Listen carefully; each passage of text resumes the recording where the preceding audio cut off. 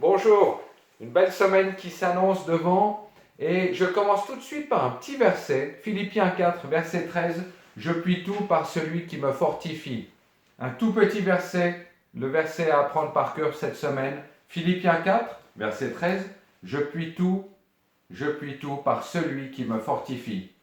La semaine dernière, tu te rappelles, on avait vu l'histoire de l'apôtre Paul qui se trouve sur ce bateau, il part comme prisonnier pour Rome et il reçoit des paroles prophétiques qu'ils vont faire naufrage, mais il y a une grâce qui est donnée. Et en fait, ce que j'aimerais souligner et mettre en évidence, c'est que les hommes qui étaient avec Paul ont bénéficié vraiment d'une grâce qui était très particulière de la part de Dieu. Pourquoi? À cause de la présence de Paul. Et c'est la même chose pour toi et pour moi. Eh bien, parce que tu es porteur de Jésus-Christ en toi, les gens qui sont autour de toi, la famille qui est autour de toi, bénéficient d'une grâce vraiment particulière. Et je pense qu'on n'imagine pas assez l'impact que nous avons, le fait d'avoir Jésus en nous, l'impact que ça a lieu sur notre environnement et sur les personnes qui travaillent à tes côtés. Et c'est fabuleux. Tu vois, Dieu place des hommes et des femmes qui sont des serviteurs et des servantes pour agir. Et Dieu utilise chacun d'entre nous. Et nous savons, j'ai envie de dire par les exemples de la destruction même de Sodome et Gomorrhe, eh bien, s'il y avait eu 10 justes, rappelle-toi cette histoire de Sodome et Gomorrhe, s'il n'y avait eu que 10 justes dans la ville entière aurait été épargnée. Et là, il n'a fallu que Paul, sur ce bateau, pour sauver combien de personnes? 276 personnes ont été sauvées.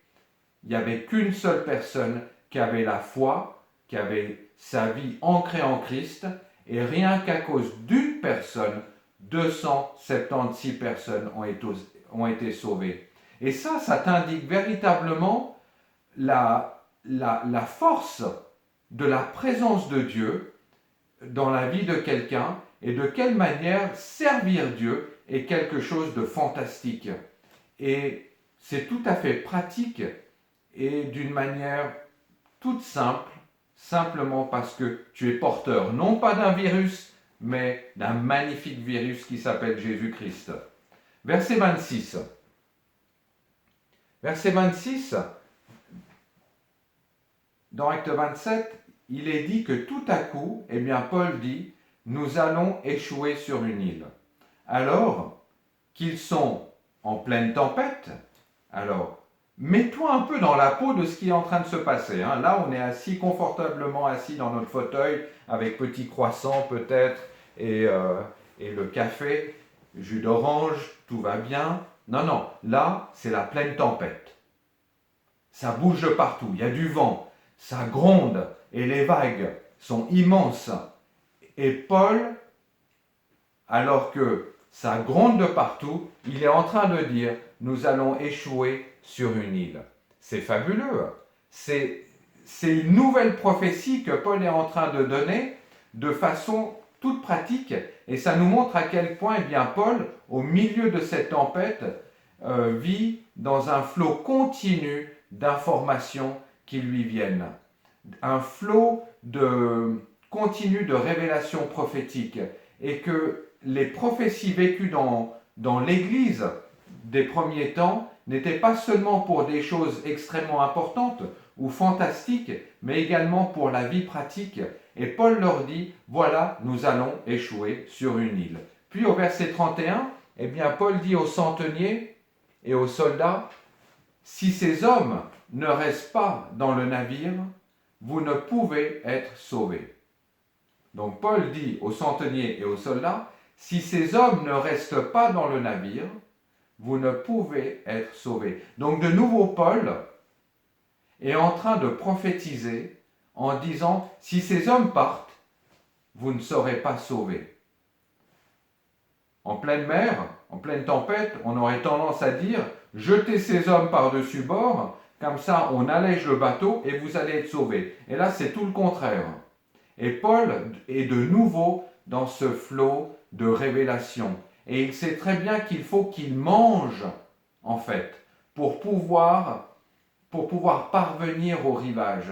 Tu vois l'aspect très pratique, très pragmatique de Paul, qui est en train de dire, il leur faut de la force, tout simplement, et il les engage à pouvoir manger en leur disant qu'aucun ne serait perdu si vous les nourrissez avec la nourriture qui se trouve sur ce bateau. Et on voit une fantastique autorité de Paul dans cette situation, alors que lui est-ce que j'ose dire, il est esclave, il est prisonnier plutôt. Et je vous rappelle que Paul, eh bien, il est enchaîné dans ce sens qu'il est prisonnier, et on a presque l'impression qu'il devient le capitaine et il est le moindre de tous, et tout à coup, il se met dans une position d'autorité. Au verset 35, ayant ainsi parlé, il prit du pain, et après avoir rendu grâce à Dieu devant tous, il le rompit et se mit à manger, et tous reprennent courage, mangèrent aussi. C'est incroyable, c'est juste fantastique. On voit que Paul a cette autorité du Seigneur, et en plus, il est en train de prendre la Sainte Seine. Il est en train de prendre la Sainte Seine avec des non-chrétiens. Et on voit que la Sainte Seine n'était pas réservée seulement à un lieu de culte dans ce qu'on pourrait appeler une église avec une croix, une chapelle, peu importe. La Sainte Seine, c'est là où tu te trouves. Tu peux prendre la Sainte Seine seul chez toi, comme on l'avait fait durant ce confinement lors d'une projection de nos cultes. Eh bien, mon collègue Jean-Luc avait son pain, sa coupe, et nous étions tous chez nous en train de prendre la Sainte Seine, à distance les uns des autres, mais en communion, dans l'unité. Versets 42 et 43, les soldats furent d'avis de tuer les prisonniers. Ah, voilà, coup d'État, de peur que quelqu'un d'eux ne s'échappât à la nage. Mais le centenier qui voulait sauver Paul les empêcha d'exécuter ce dessein. C'est super intéressant car en fait Paul a cherché le bien de tous et il hérite de la bienveillance du centenier. C'est beau et effectivement il avait raison. Tout le monde au final est arrivé sur terre sain et sauf, et Paul également sans avoir été tué, alors que les soldats voulaient tous les tuer. Tu vois, ce que j'aimerais pouvoir te montrer, c'est à quel point Paul utilise chaque difficulté pour faire avancer le royaume de Dieu. De nouveau, nous sommes tous dans des moments de notre vie, dans des sortes de tempêtes. Ça peut être lié au travail, lié à la maladie, lié à l'argent, lié à la perte d'un membre de la famille. Nous vivons tous nos tempêtes.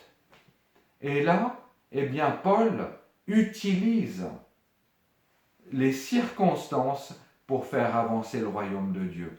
Quelle est la circonstance dans laquelle tu te trouves aujourd'hui où tu vas permettre au royaume de Dieu d'avancer? Quand bien même, cette circonstance, elle peut être extrêmement personnelle. Et tu te dis, mais je n'ai pas d'impact sur qui que ce soit. Non, non. La décision et la manière dont tu vas gérer la situation et la tempête dans laquelle tu te trouves peut-être aujourd'hui va faire avancer d'une manière ou d'une autre le royaume de Dieu au travers de la disposition de ton cœur et de la gestion de ce conflit qui est là et de la tension qui est là. Et on voit dans cet exemple que Paul témoigne de lui. Il dit, un ange m'est apparu, ne vous en faites pas, vous serez sauvés. Et ensuite, qu'est-ce qu'il fait? Il célèbre la Sainte Seine, il prophétise, il prend autorité sur l'ensemble du navire, il fait vraiment avancer le royaume de Dieu de cette manière. Et là, j'aimerais te montrer que demain, dans le chapitre 28, que Paul a une manière de penser que nous pouvons aussi avoir. Mais, tu vois, tu peux témoigner, tu peux prendre autorité comme Paul l'a fait, tu prends autorité sur les circonstances, sur la tempête, sur le navire, tu peux prophétiser. ça ne les a pas empêchés de devoir nager jusqu'au rivage. Ça ne les a pas empêchés d'échouer. Tu vois, parfois, on remet en question la puissance et l'autorité de Dieu en disant « mais j'ai prié et rien ne s'est passé ». Eh bien, Paul a prié, eh bien, rien ne s'est passé. On pourrait dire la même chose. Et pourtant, il dit « le royaume de Dieu a grandement avancé ». C'est-à-dire qu'il utilise les circonstances pour gagner du terrain. Ce n'est pas une question de réussite. On n'est plus dans une question de j'ai prié, la guérison est arrivée. J'ai prié, l'argent est arrivé. J'ai prié et on m'a secouru. J'ai prié et la maladie a disparu. J'ai prié et ainsi de suite. Non, j'ai prié, rien ne s'est passé ici. Et pourtant, Dieu était pleinement présent. Donc la présence de Dieu, ce n'est pas une question de tout à coup tout va bien. C'est une question de la présence de Dieu dans tout ce que je vis. Et Dieu vient avec moi dans mes tempêtes. Et c'est merveilleux. Et c'est pour ça qu'aujourd'hui, je veux remercier Dieu. Et je te loue, Père, parce que tu es présent dans mes tempêtes. Tu es présent dans ma vie. Non pas que les vents et les tempêtes vont peut-être se calmer ou disparaître. Parfois, oui, elles vont le faire. Mais parfois, et bien souvent, tu nous prends par la main et tu nous aides à les traverser. Tu n'empêches pas certains tremblements de terre. Par contre, ta promesse dit, je marche avec toi et je vais traverser avec toi tout ce que tu es en train de vivre. Et c'est la plus belle des promesses. Et il n'y a rien de mieux et de plus sécurisant de pouvoir être dans la présence de Dieu. Alors je te bénis aujourd'hui et je bénis la présence de Dieu dans ce que toi tu vis aujourd'hui.